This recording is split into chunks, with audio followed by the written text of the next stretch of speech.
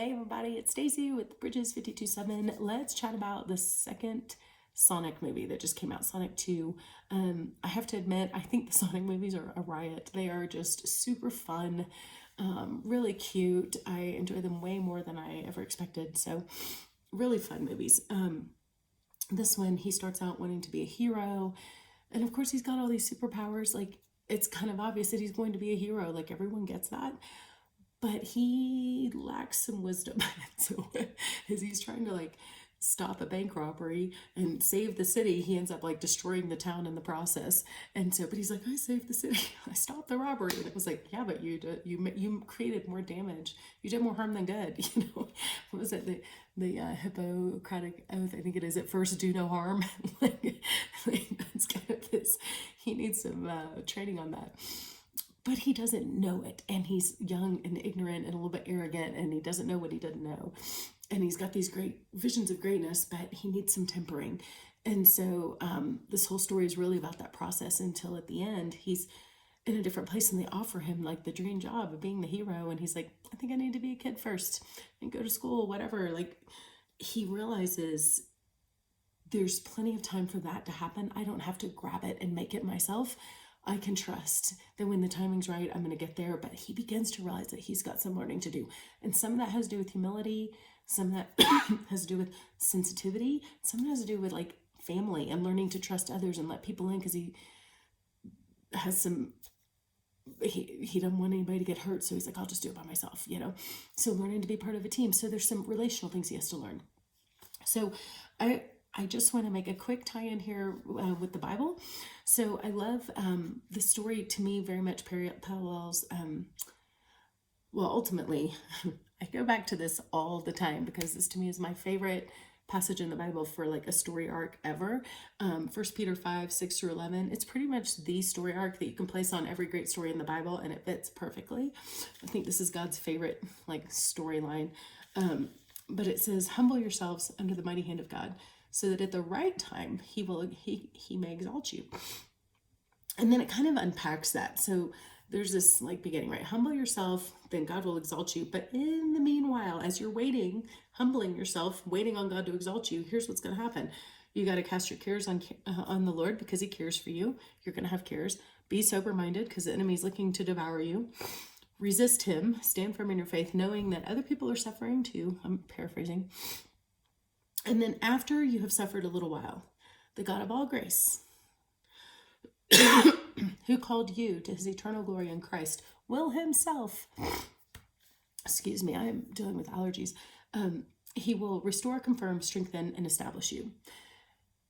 Restore you, confirm you, strengthen, and establish. And I love kind of looking at how those four words play out. So let's look at the life of Joseph. So this is what I would originally was my first thought. It was comparing Sonic to Joseph. David, you can also do Jesus. There's lots of storylines in here that this fits, but let's just look at Joseph first because it's pretty obvious. He starts out pretty cocky. He has a promise and a dream that he's going to be the ruler, tells all of his brothers. That was a little insensitive, so he needed some sensitivity training, and they get a little upset about that. So he gets thrown into a pit. They were going to kill him. They end up selling him into slavery. He ends up in prison. All these rough things happen to him. But meanwhile, he's learning sensitivity to others. He's learning responsibility. He's learning how to work with other people. He's has to deal with forgiveness over his family, has to learn how to there's some relational things that he has to work on with them. So all these things happening before the promise that God originally gave him in that dream happens at the end, and he is restored to his family. He is confirmed in the promise that God gave him in the dream that he had, and he ends up being the ruler. He is strengthened way beyond what he had been, right? And he is established forever in the land. So the Lord did all of those things for him, but his job in the meanwhile was to humble himself and wait on the process. And David, same thing. He has the chance to he was told he would be king, and he has a chance to kill the crazy lunatic that's trying to kill him, that is king, Saul. And he says, I can't kill the king's anointed. And he has that moment like Sonic where he's like, if God's promised that I'll be king, he'll make it happen. The Lord himself will do that. I don't have to do this for myself. And so he withholds, he humbles himself and waits, and does not take that promise for himself. He waits. And so I love that because Sonic gets the chance to take the promise for himself, and he goes, I think I'll wait because the timing's not right. And he has that humility to know that things can happen in the right time and he doesn't have to make it happen. So I love this passage in 1 Peter 5, 6 through 11. I love looking at so many of the great stories in the Bible through the lens of that. And if you don't humble yourself, when the characters don't humble themselves and wait for the Lord to do those things for them, usually God humbles them for themselves. Like usually God steps in and allows circumstances to humble them. So better to humble yourself than be humbled. So but this passage fits over so many stories in the Bible so beautifully, and it's perfect for Sonic too.